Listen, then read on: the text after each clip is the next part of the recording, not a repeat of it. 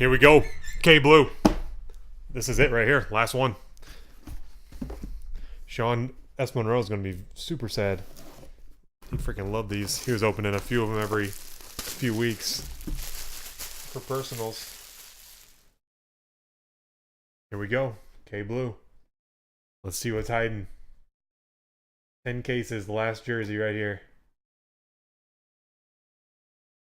Is that black? I'm seeing it just like you guys are. So, it looks... Uh-oh. I think it's Hines. Hines Ward.